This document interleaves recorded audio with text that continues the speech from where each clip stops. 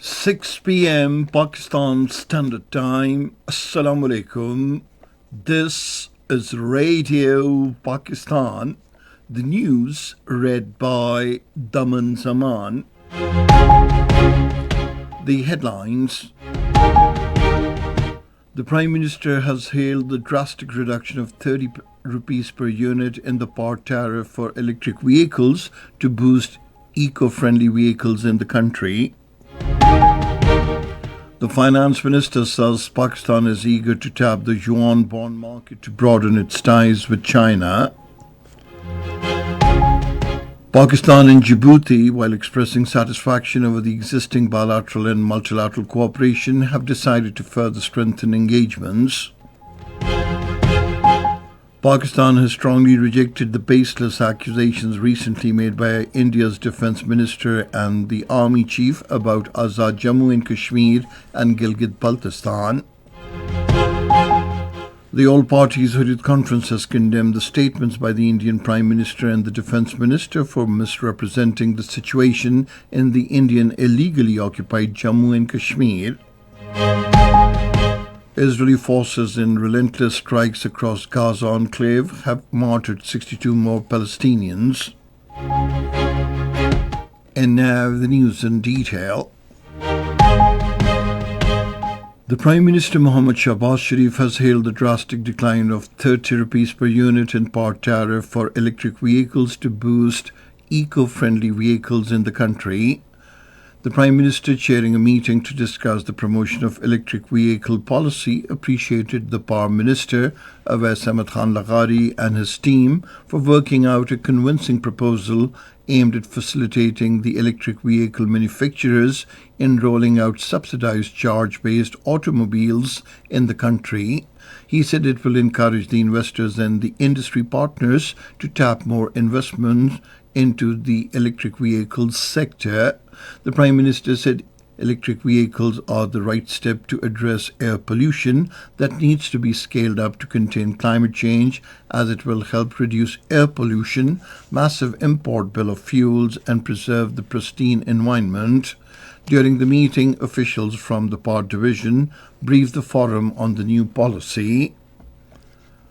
The Prime Minister Mohammad Shahbaz Sharif has directed all the concerned institutions to play an active role in curbing human trafficking and take strict legal action against the perpetrators defaming the country through their heinous business. He was chairing a meeting to review the measures against human trafficking in Islamabad today. The Prime Minister instructed to address the shortage of manpower in the Federal Investigation Agency and ensure effective screening of those travelling abroad at the airports. The Finance Minister Mohammad Aurangzeb says Pakistan is eager to tap the yuan bond market to broaden its ties with China. In an interview with Nikkei Asia, he said an initial issuance of a panda bond by the end of this year is expected to be worth around $200 million to $250 million. Mohammad Aurangzeb expressed the hope to reach the B rating zone in due course by carrying out reforms in accordance with IMF's terms.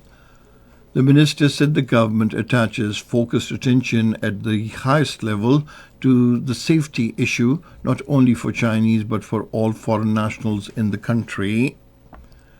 The Deputy Prime Minister Mohammad Asagdar has assured the Sindh Chief Minister Syed Murad Ali Shah of full and timely release of funds for all the approved projects in the province.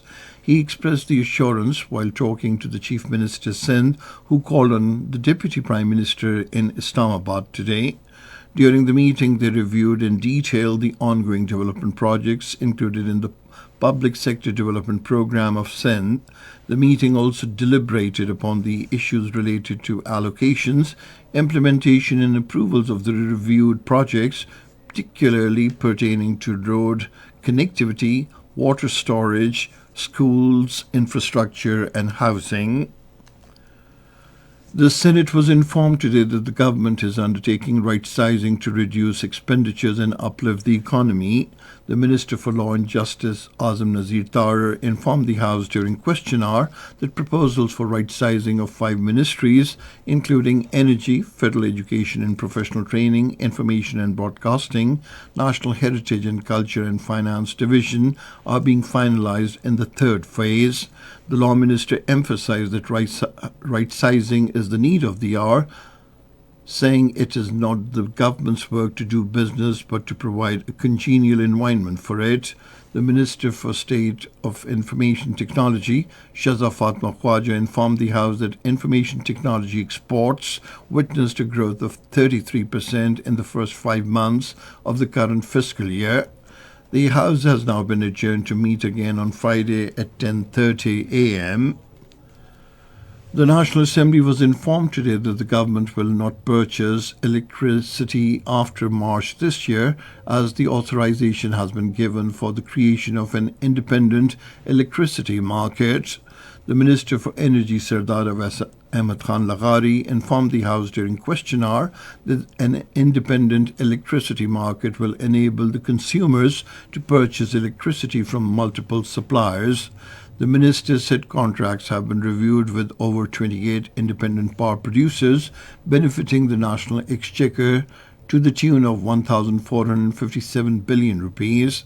Responding to a question, the Parliamentary Secretary on Foreign Affairs, Shazra Mansab Ali Khan Karal, said Pakistan and China are committed to ensuring CPAC's success for mutual benefit. The House will now meet again tomorrow at 2 p.m. This is Radio Pakistan giving you the news.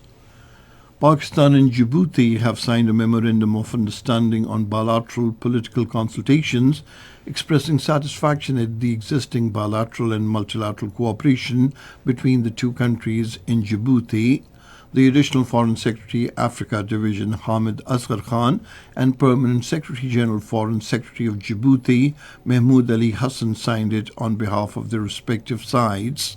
The two sides termed the Memorandum of Understanding a historic step towards building a comprehensive and enduring bilateral partnership focusing on trade and investment in the coming days. Pakistan has strongly rejected the baseless accusations and unfounded assertions recently made by India's Defence Minister and the Indian Army Chief about Azad Jammu and Kashmir and Gilgit-Baltistan. The Foreign Office spokesperson Shafqat Ali Khan said in a statement today that Jammu and Kashmir remains an internationally recognized disputed territory, the final status of which is to be determined in accordance with the relevant United Nations Security Council resolutions and the aspirations of the Kashmiri people.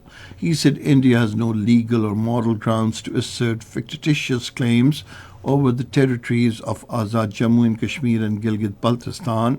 The spokesperson said such rhetoric from Indian leadership cannot divert the international attention from the grave human rights violations and oppressive measures being carried out in the Indian illegally occupied Jammu and Kashmir.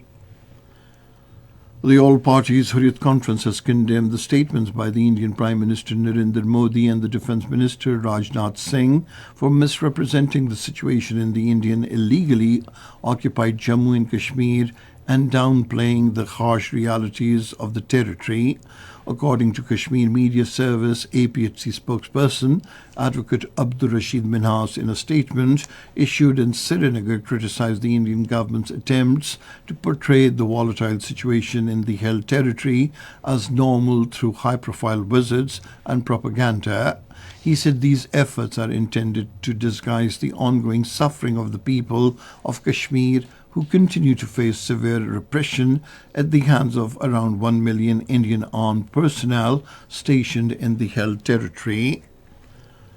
The Israeli forces, in their relentless strikes across Gaza enclave, have martyred 62 more Palestinians.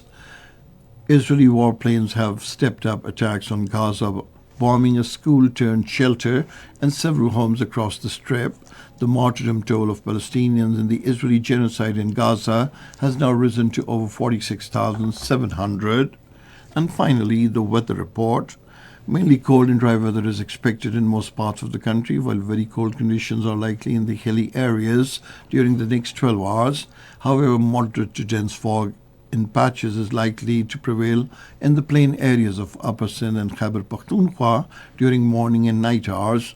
Light rain snowfall may also occur at isolated places in Kashmir and adjoining hilly areas.